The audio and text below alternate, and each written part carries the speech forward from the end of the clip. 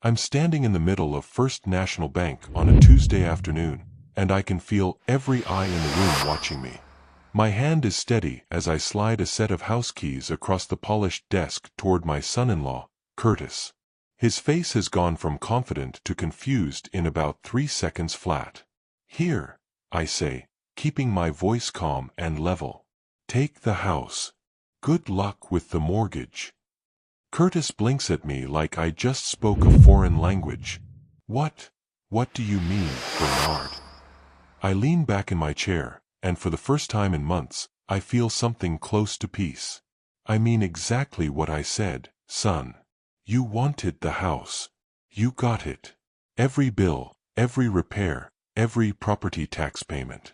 It's all yours now." His mouth opens, then closes. Behind him, Harold, the bank manager and my friend of 30 years, is doing his best not to smile. Curtis's hands are actually shaking as he stares at those keys like they're a live grenade. But let me back up, because you're probably wondering how a 72-year-old man who gets called old and poor ends up handing over his house keys with a smile on his face. My name is Bernard Latham, and this moment right here? This is what happens when arrogance meets patience. When someone mistakes kindness for weakness. When a man who's lived 7 decades decides it's time to teach a lesson that money can't buy. Hi viewers, kindly tell us where you're watching from and what time it is. Warm welcome to the family. Enjoy the story. See, Curtis thought he had me figured out. Old man. Fixed income. Big house that's probably falling apart. Easy target. He looked at my calloused hands and my 20-year-old truck and saw someone who didn't matter anymore. Someone whose opinion could be brushed aside with a smirk and a backhanded compliment. He was wrong. I built that house 40 years ago with my own 2 hands and a back that used to be strong enough to carry steel beams. It's where my late wife Marjorie and I raised our daughter Ella. Where we celebrated every Christmas, every birthday, every scraped knee and graduation. Where Marjorie took her last breath 10 years ago while I held her hand and promised I'd take care of our girl. That house has oak trees older than Curtis's entire bloodline. A wraparound porch that's seen more love and laughter than his glass and chrome showpiece ever will. Floors that creak in all the right places because they've held the weight of a real family. And he called it outdated. Curtis came into my life 3 years ago when Ella brought him home for Sunday dinner. Finance guy. Always on his phone. Always talking about investments and assets and market value. He smiled with his teeth but never his eyes. You know the type. The kind of man who measures people the way he measures stocks, always calculating what they're worth to him. To Curtis, I was a depreciating asset. Old. Poor. Taking up space in a house with land value. He started with little jokes. Careful with that cholesterol, Pops. Maybe hire someone to fix that, Bernard. Safety hazard at your age. Time to upgrade, like everything else that's outdated. I laughed them off. Swallowed my pride. Did it for Ella, because she loved him, and I loved her more than my own pride. But then came Thanksgiving. That's when Curtis looked me in the eye over expensive wine and fancy china and suggested I sell my home. Called my retirement not easy, because I didn't have a lot saved up. Smirked when he said, "No offense." That's when something inside me shifted. Not anger. Something colder. Something patient. Because you see, I wasn't as poor as Curtis believed. Not even close. What made me hand over those keys that day? Let me take you back to where this really started. Back to the house Curtis thought he could take from me, and the quiet plan I'd been building while he ran his mouth. If you believe respect should never depend on wealth, hit that like button and subscribe. This story is one you won't forget. Drop a comment and tell me, have you ever been underestimated by someone who thought they had you figured out? Let's hear it. The house sits on 4 acres at the edge of town, where the suburbs give way to open fields and the sky stretches out so wide you can see weather coming from 3 counties over. I bought the land in 1985 for next to nothing, back when this area was considered too far out, too rural, too much work. Marjorie and I were 28 years old and stupid in love. We had a newborn daughter, a beat-up pickup truck, and a dream that probably looked crazy to everyone else. But we had something more important than money. We had our hands, our backs, and our willingness to build something that would last. Every board in that house I placed. Every nail I hammered. Marjorie painted every wall, chose every door handle, planted every rose bush that still blooms around the porch every May. When Ella was 3, she helped me plant the 2 oak trees in the front yard. They're 40 feet tall now, older than Curtis's entire career. That house isn't just wood and nails. It's the sound of Marjorie's laugh echoing through the kitchen. It's Ella's height marks penciled on the doorframe of her bedroom. It's Sunday dinners with neighbors who've known us for decades. It's the place where Marjorie and I would sit on the porch swing at sunset, her head on my shoulder, not needing to say a word because we'd already said everything that mattered over 41 years of marriage. When she died, the silence almost killed me too. I'd walk through those rooms and hear her voice in every corner. I'd make coffee for 2 out of habit, then stare at the empty cup. Ella found me one night just sitting in the dark, holding one of Marjorie's sweaters. "Dad, you can't stay here," she said gently.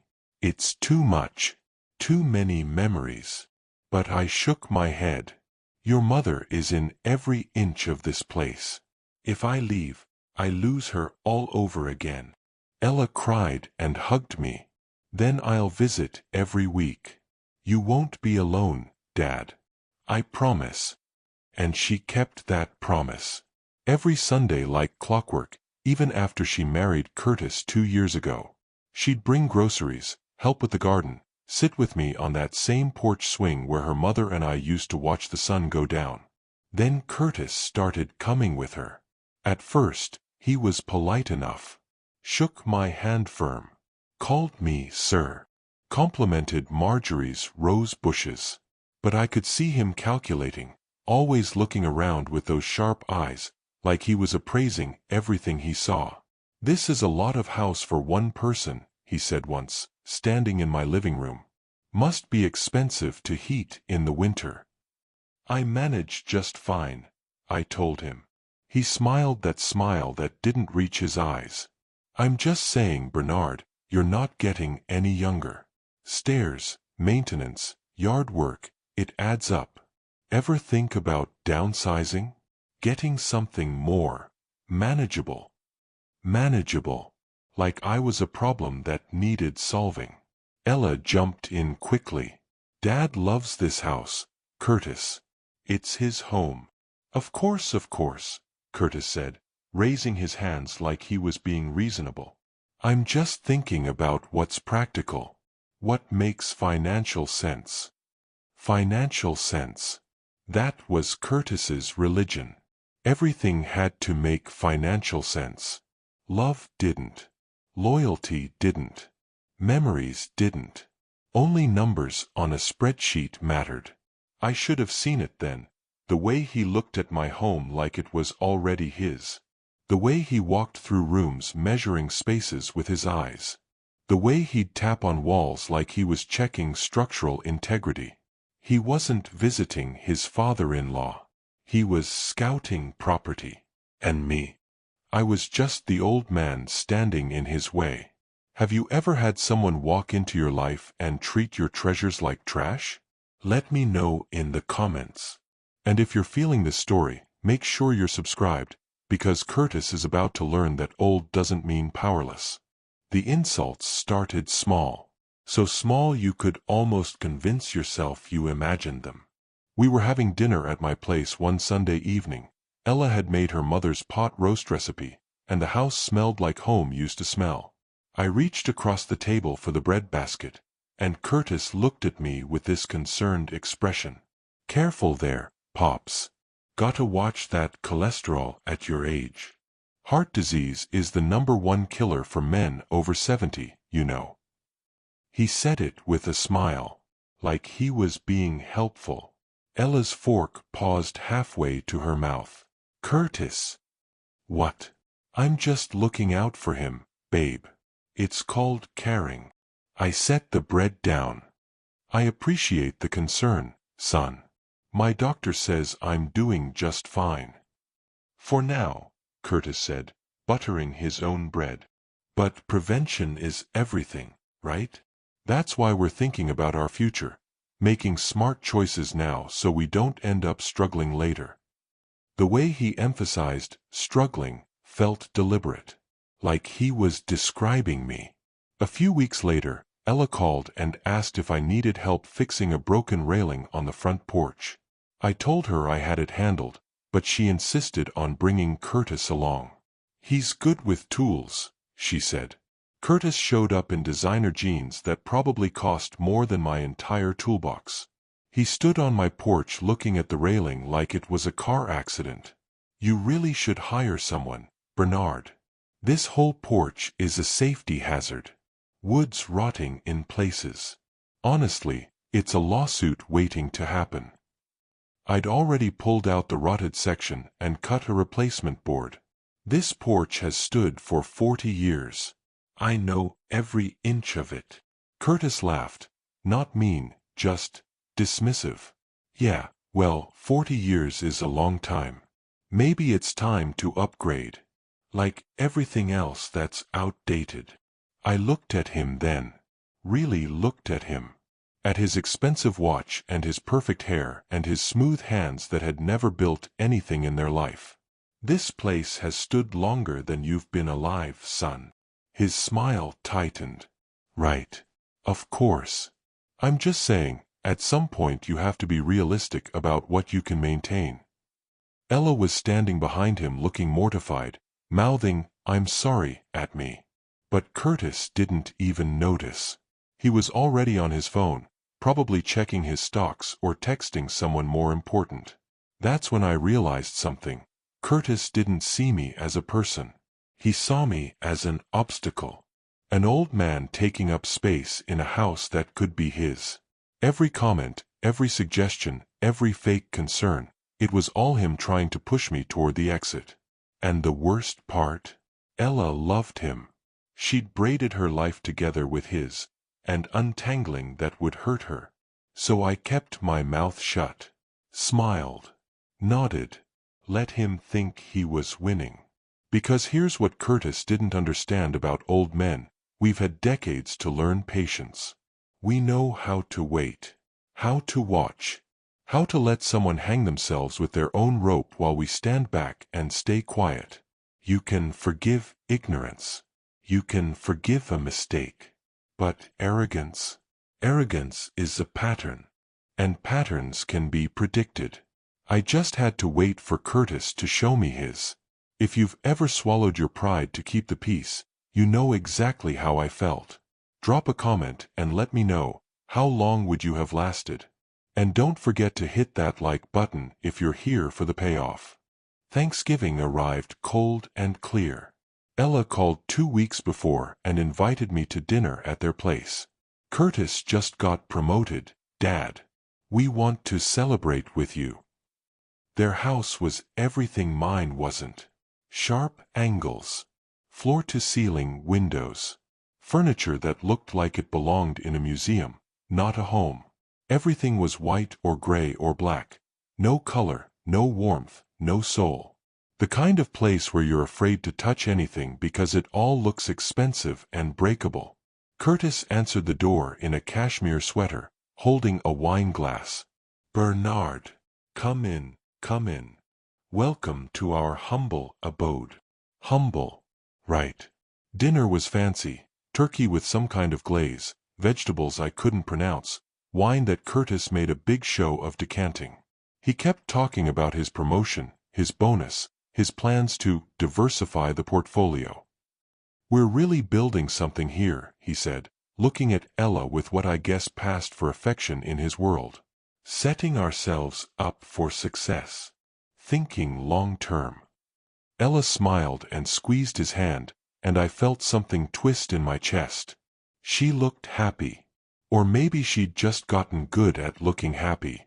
After dinner, we moved to the living room. Curtis poured more wine and leaned back in his leather chair like a king on a throne. So, Bernard, Ella, and I have been talking. We're thinking about expanding. Maybe investing in some property. Land value is going up around your area. I sipped my wine. Said nothing. We were thinking, he continued, glancing at Ella, maybe someday we could take over your place. I mean, it's got great bones, right? 4 acres.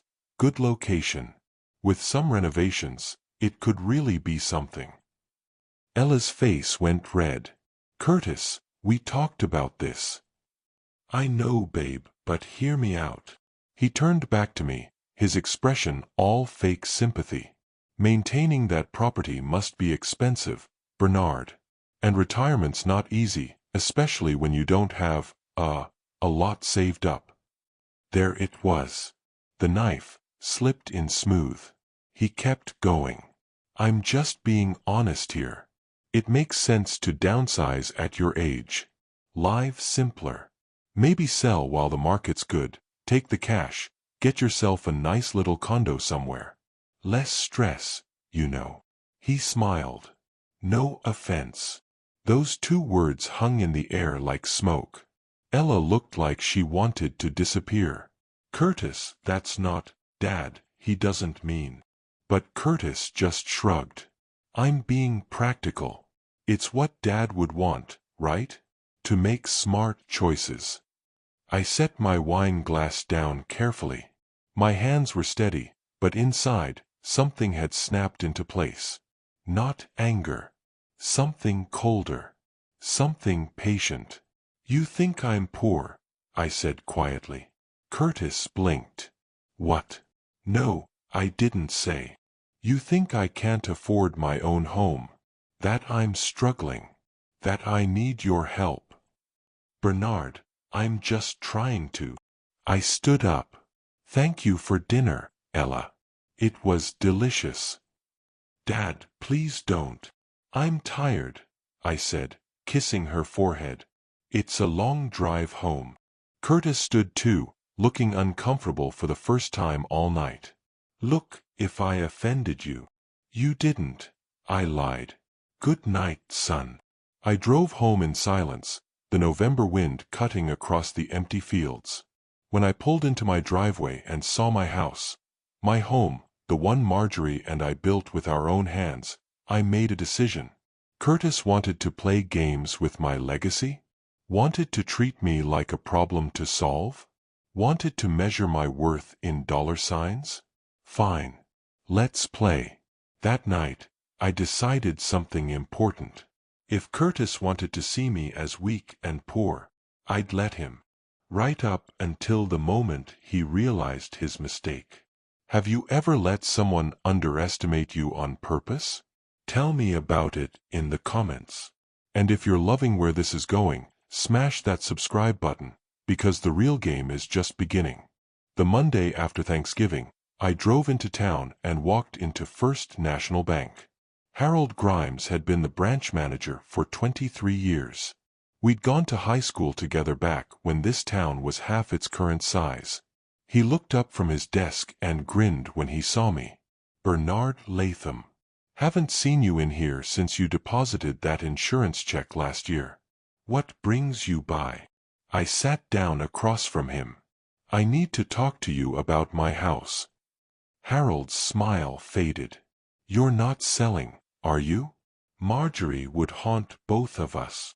No, I said. But I need to make some changes. Legal ones. I'd spent the whole weekend thinking, planning. Marjorie used to say I was too trusting, too willing to see the best in people. You need to protect yourself, Bernard, she'd tell me. Not everyone has a good heart. She was right. And it was time I started listening. Over the next 2 hours, Harold and I went through my finances.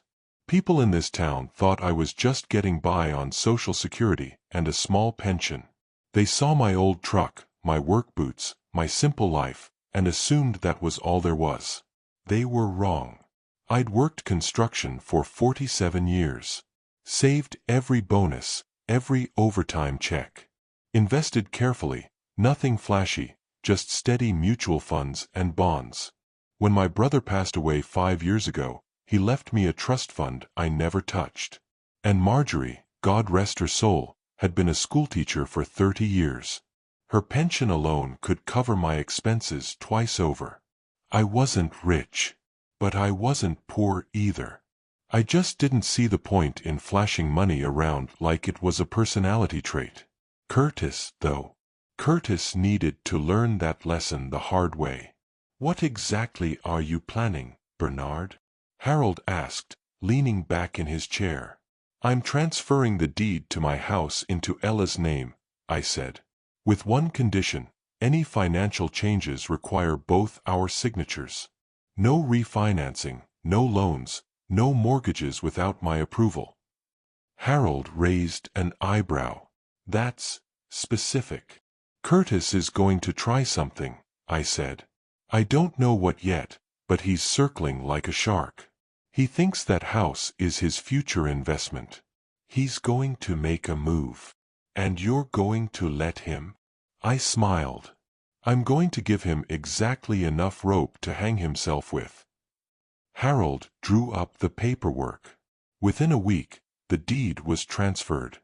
Legally, the house belonged to Ella now, but with my name still on the title for any financial decisions.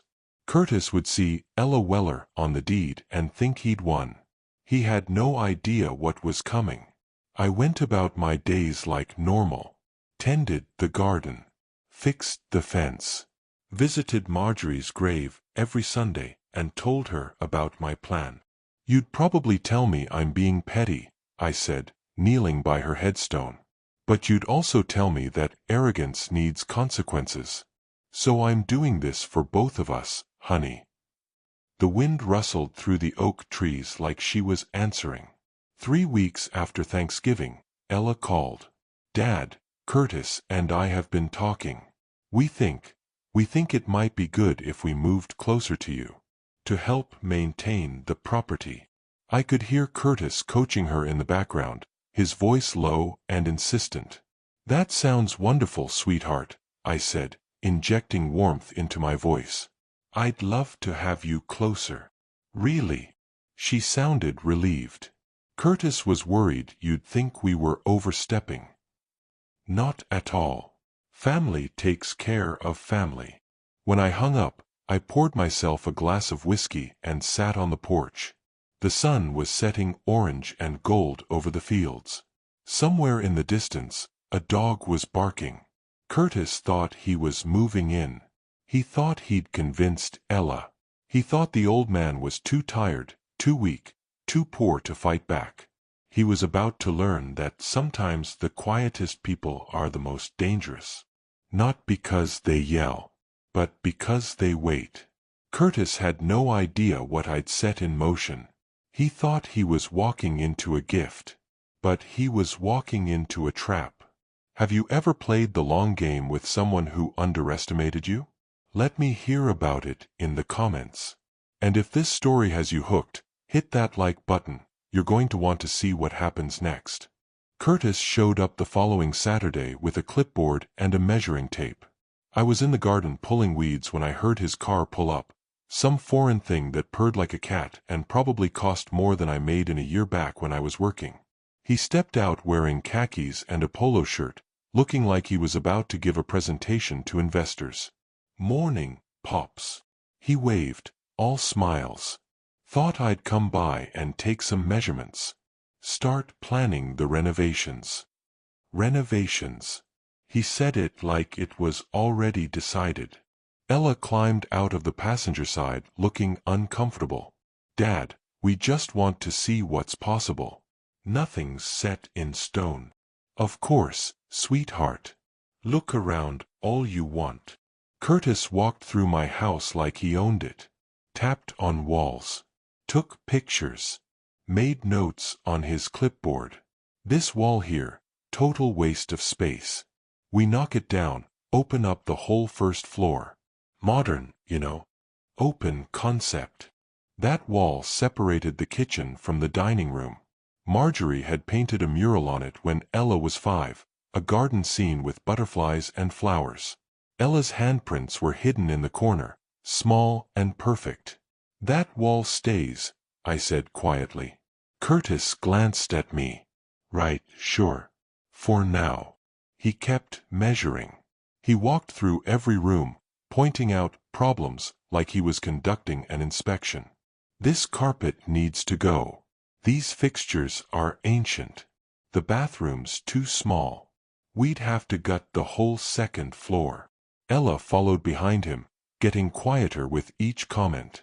I could see her looking at things differently. Her childhood bedroom, the windowsill where she used to sit and read, the closet where Marjorie marked her height every birthday. Curtis was erasing her mother without even realizing it. "The barn out back," Curtis said, pointing through the kitchen window. "That could be a killer guest suite. Or maybe an office. I could work from home, really maximize the property value." "Your mother and I kept our first car in that barn," I told Ella. "Remember? That old Chevy you learned to drive in." Her eyes got misty. "I remember, Dad." Curtis didn't hear her. He was already outside, pacing off the yard, talking to himself about square footage. Later that afternoon, he sat me down at my own kitchen table. "So here's what I'm thinking, Bernard. We move in, help you maintain the place. In exchange, we'll handle all the heavy lifting, repairs, yard work, bills. Take the burden off you." "That's generous," I said. "And eventually, way down the line, of course, when you're ready to, transition, the property comes to us. Keeps it in the family. Everybody wins." Transition. He couldn't even say, die, or move out. Just transition, like I was a phase in his business plan. "There's just one thing," Curtis continued. "To make the renovations happen, we'll need to refinance. Take out a loan against the property value. The house is in Ella's name now, right? So it should be simple." There it was. The move I'd been waiting for. "Refinance," I repeated slowly. "Yeah.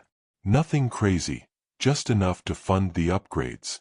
Maybe 300,000. The property's worth way more than that. It's smart money, Bernard. You get a nicer place to live, we build equity, everybody benefits." Ella was washing dishes at the sink, her back to us. Her shoulders were tense. "What do you think, Ella?" I asked. She turned around, drying her hands. I think we should talk about it more. It's a big decision." Curtis waved her off. "Babe, we've talked about it. Your dad agrees it makes sense. Right, Bernard?" I looked at him. At his confident smile and his expensive watch and his clipboard full of plans for a house he'd never built, never earned, never bled for. "Sure, son," I said. "Let's go to the bank next week. Get the paperwork started." His face lit up. "Seriously? That's great. You won't regret this, Bernard. We're going to turn this place into something really special." After they left, I stood in the kitchen where Marjorie and I used to dance on Saturday nights, where we'd taught Ella to make pancakes, where we'd celebrated 41 anniversaries. Curtis wanted to gut it, modernize it, turn it into something special. He had no idea it was already special, and he was about to pay for that ignorance. The trap was set. All Curtis had to do was walk into it. Have you ever watched someone dig their own grave? Tell me in the comments.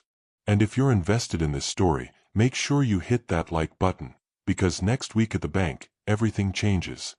Tuesday morning came cold and gray. I put on my best shirt, the one Marjorie bought me for our 40th anniversary, and drove into town. Harold called me the night before. "Bernard, your son-in-law made an appointment. He's coming in tomorrow at 10 to refinance your property." "I'll be there," I said. "You sure about this?"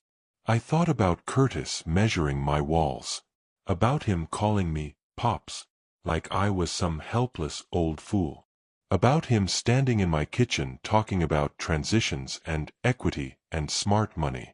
I'm sure. I arrived at the bank 15 minutes early. Sat in the lobby watching people come and go, young families opening accounts, business owners making deposits, life happening in ordinary ways. I felt calm, focused, the way I used to feel before laying the foundation for a house, when you know you've measured everything twice and the ground is solid. Curtis walked in at 10 sharp, Ella beside him. He was wearing a suit, carrying a leather briefcase. He saw me and smiled big. Bernard, glad you could make it. This is going to be quick and painless, I promise. Ella looked pale. She kissed my cheek and whispered, "Are you sure about this, Dad? Trust me, sweetheart." Harold led us into his office. The paperwork was already spread out on the desk: loan applications, property appraisals, disclosure forms. Curtis sat down and started reading through everything like he was reviewing a corporate contract. Okay, so we're looking at a $300,000 mortgage against the property value of approximately $600,000. Interest rate is competitive. Term is 30 years, but we can refinance again if rates drop. He was talking fast, excited. This was his element: numbers and deals and leveraging assets. All we need is signatures from the property owners, which is Ella and Bernard, since his name's on the title for financial decisions. Harold slid the papers across the desk. Curtis pulled out an expensive pen. "Let's do this." I picked up my pen, held it over the signature line. Then I set it down. "Curtis," I said quietly, "you called me old and poor, didn't you?" The room went silent. Curtis blinked. "What? No, I never." "At Thanksgiving," I continued, "you said maintaining my house must be expensive. That retirement's not easy when you don't have a lot saved up. You said I should downsize. Live simpler." His face went red. "Bernard, I didn't mean it like that.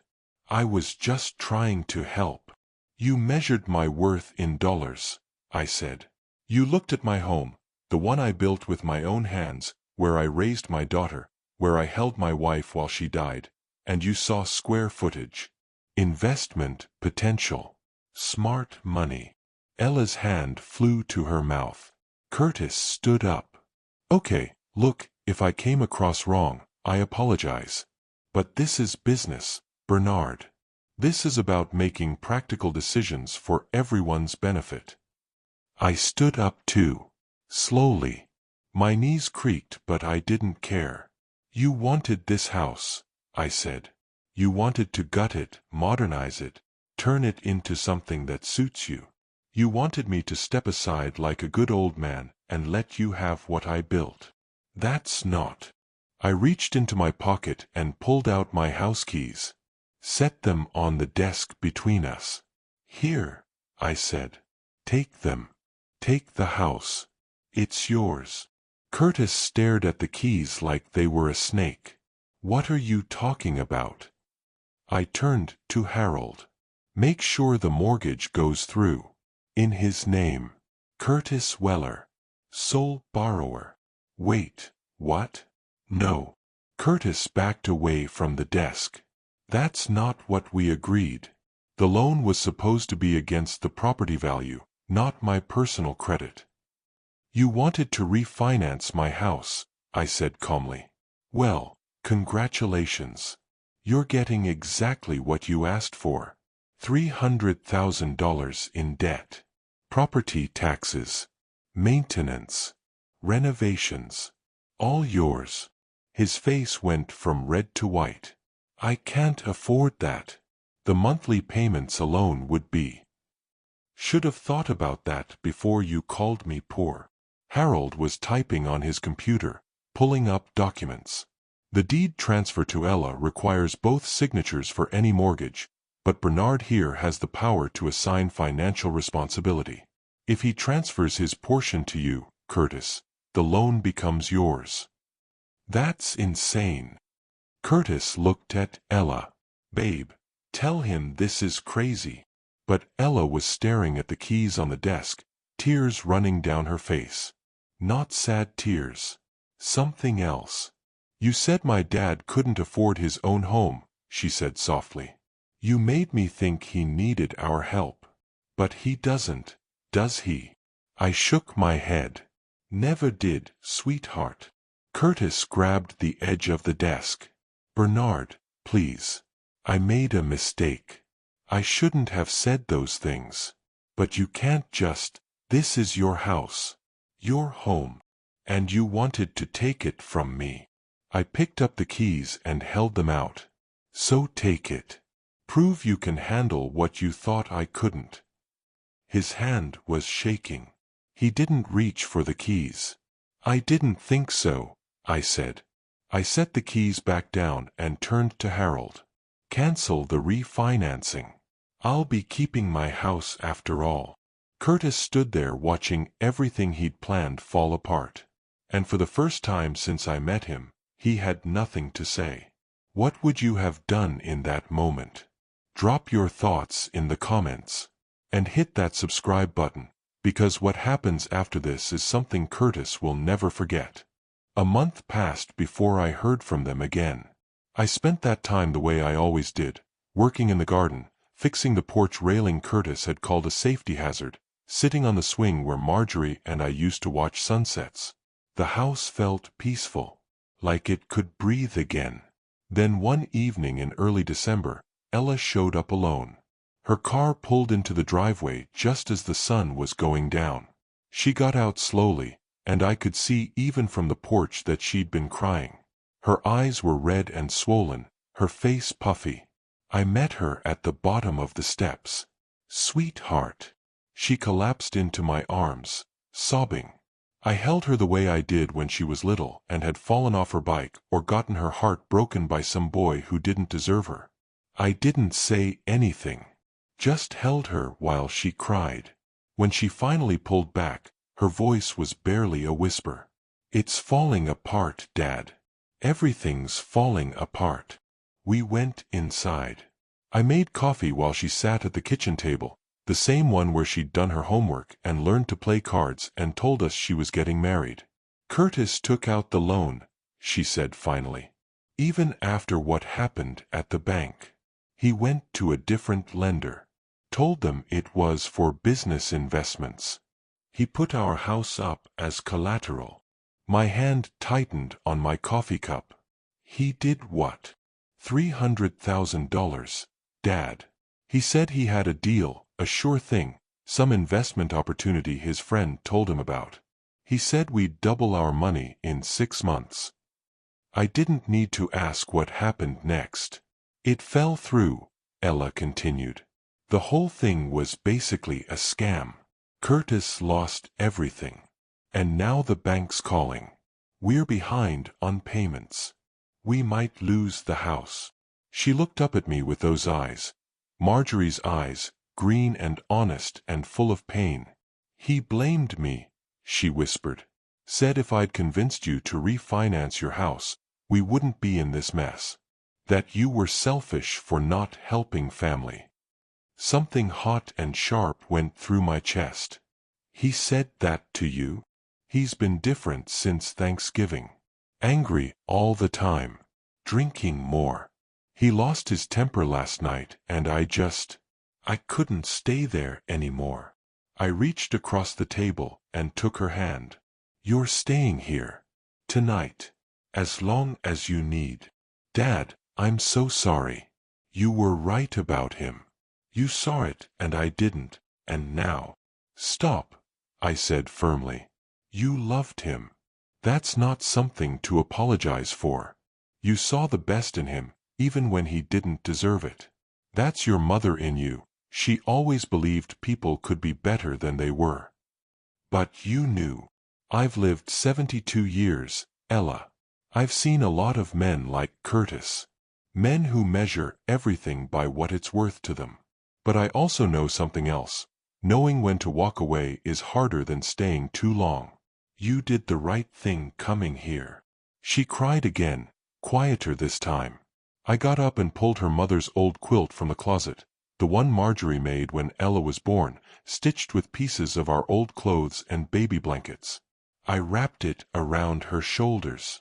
"What am I going to do?" she asked. "First, you're going to sleep in your old room tonight. Then tomorrow, we're going to figure out what comes next. One step at a time." Over the next 2 weeks, Curtis called 17 times. Left voicemails that went from apologetic to angry to desperate. Ella didn't answer. She stayed in her childhood bedroom, slowly remembering who she was before she became Mrs. Curtis Weller. I got a call from Harold one afternoon. "Bernard, thought you should know. Curtis tried to take out another loan. Used your address on the application. Said he was living on the property." "He's not," I said.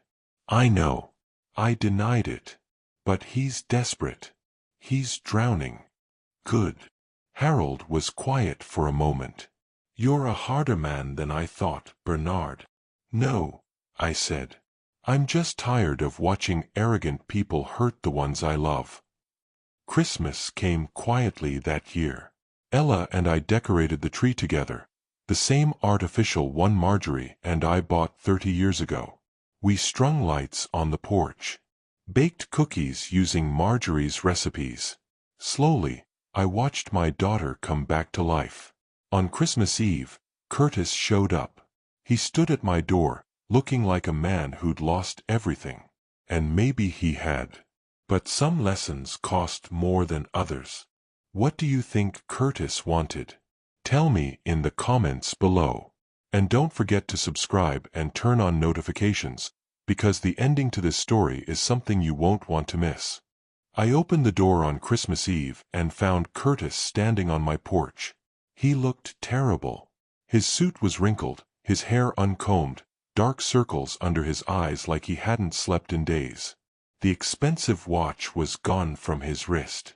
His car in the driveway had a crack in the windshield. "Bernard," he said. His voice was rough. "I need to talk to Ella." "She doesn't want to talk to you." "Please. 5 minutes. That's all I'm asking." Behind me, I heard Ella's footsteps. She appeared in the doorway, her hand on my shoulder. "It's okay, Dad. Let him say what he came to say." Curtis's eyes lit up when he saw her. "Ella, thank God. I've been trying to reach you." "I know," she said quietly. "I got your messages." "Then you know I'm sorry. I messed up. I know I did. But we can fix this. We can work it out. I just need you to come home." "Home?" Ella's voice was steady, stronger than it had been in weeks. "You mean the home we're about to lose because you gambled with our future?" Curtis flinched. "That wasn't gambling. It was an investment that didn't pan out. These things happen in business." "You blamed me," Ella interrupted. "You said it was my fault for not convincing my dad to give you his house. I was stressed. I didn't mean." "You meant every word." She stepped forward, out onto the porch. The Christmas lights reflected in her eyes. "You've been meaning every word since the day you met my father. Every joke about his age. Every comment about this house being outdated. Every time you made him feel small." Curtis's face went red. "I never." "You did," I said quietly. "You looked at me and saw someone in your way. Someone whose value had expired." "That's not true." "Then tell me," Ella said. "Tell me one time you asked Dad about his life. About building this house. About my mother. About anything that mattered to him beyond what you could get from him."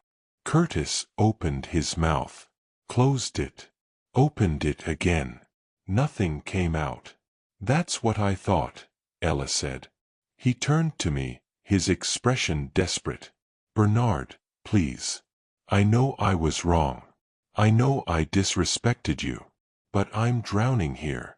I'm about to lose everything. If you could just help me, alone, anything. No. The word hung in the cold air. Curtis stared at me. What? I said no. You wanted me to believe I was poor, Curtis. You wanted me to feel like I couldn't handle my own life.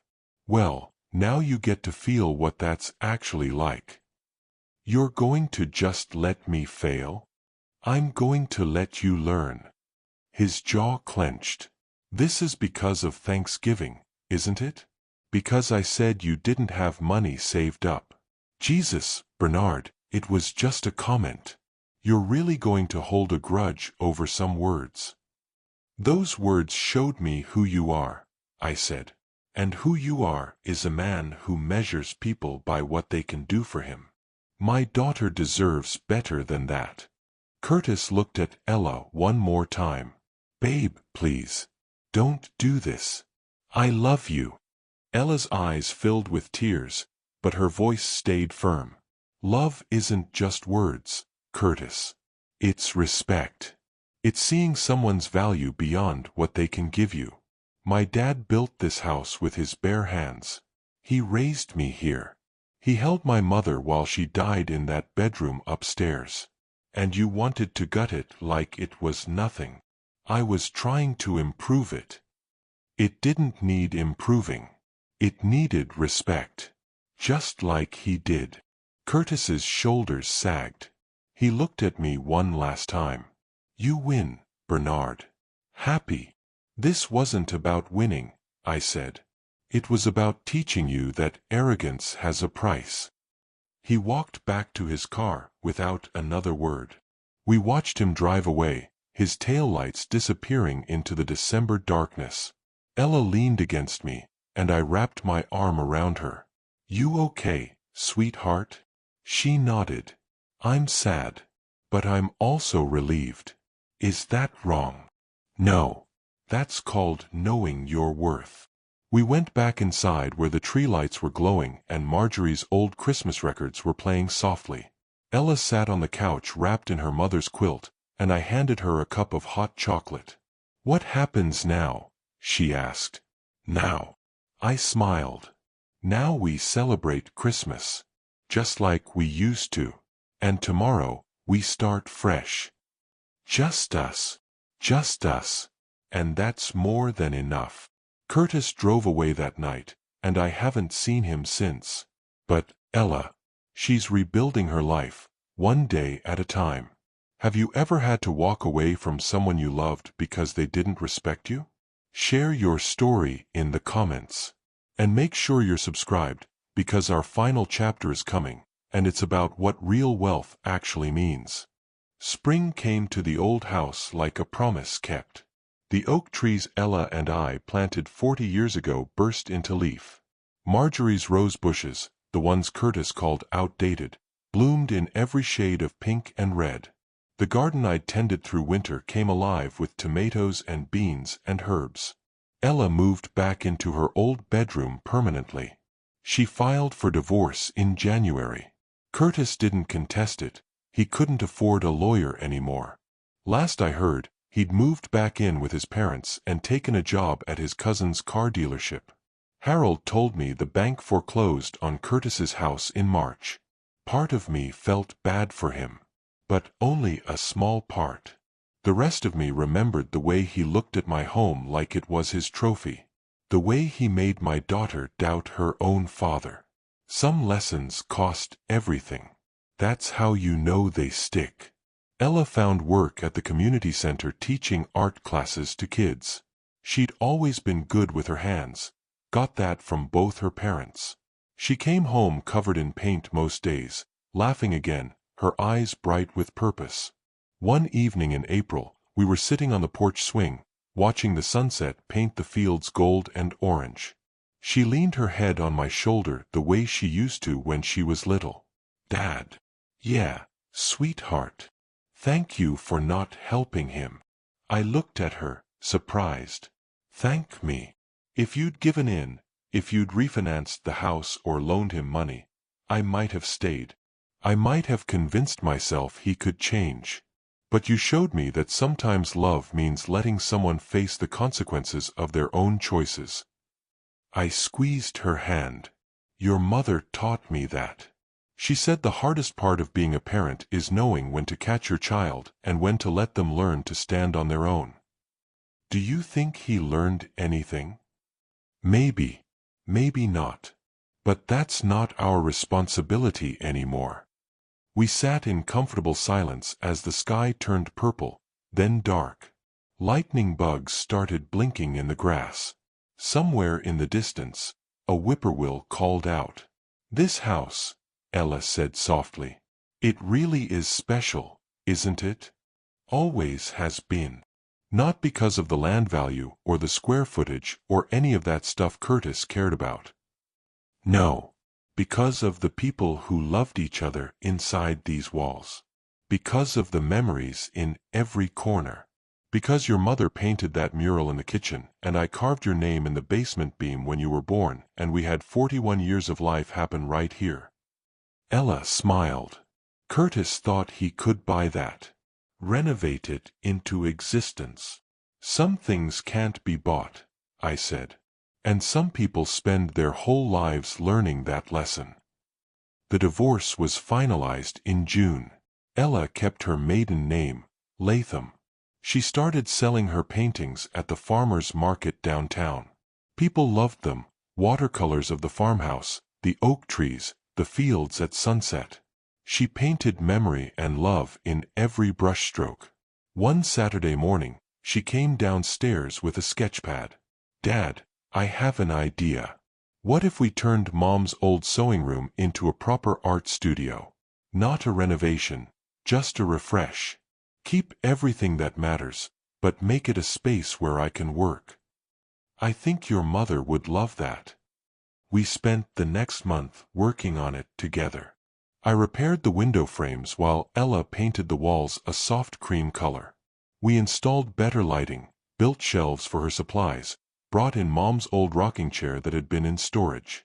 The day we finished, Ella stood in the middle of the room with tears in her eyes. She's still here, isn't she? Always, I said. In every board I ever nailed. In every decision we make. In the way you stand up for yourself now. That night, I went out to Marjorie's grave. The stone was simple, just her name, her dates, and the words, she built a home with love. Well, honey, I said, kneeling in the grass. I think we did okay. Ella's healing. The house is still standing. And that boy you never trusted? He's gone. The wind rustled through the cemetery trees, and I swear I could hear her laugh. I'm 72 years old now. My back hurts some mornings, my hands aren't as steady as they used to be, and my truck is pushing 200,000 miles. Curtis probably still thinks I'm poor. But I wake up every morning in a house filled with love and memories. My daughter makes coffee in the kitchen where her mother taught her to cook. We eat dinner together every night. We talk about our days. We laugh. I have enough money to pay my bills, enough food to fill my table, and enough love to last a lifetime. Curtis wanted to call me old and poor? Fine. Maybe I am old. But poor. Never. Because wealth isn't measured in bank accounts or property values or investment portfolios.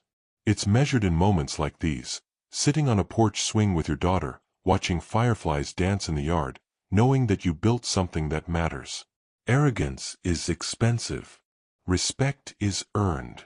And some people spend their whole lives chasing worth in all the wrong places.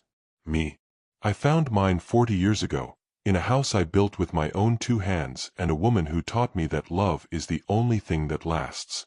So yes, Curtis called me old and poor. He tried to take my home. He thought power came from control. He was wrong about all of it.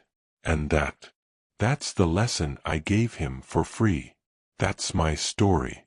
If it touched you, if it made you think about what real wealth means, do me a favor, Subscribe to this channel and turn on notifications so you never miss another story like this. Drop a comment telling me about a time someone underestimated you, or a time you had to stand up for what mattered most. Your story might inspire someone else who needs to hear it. Share this video with someone who needs a reminder that respect and dignity are worth more than money. Thanks for being part of this family. Until next time, remember, your worth isn't defined by what others think of you. It's defined by how you live, how you love, and what you're willing to stand for. Take care.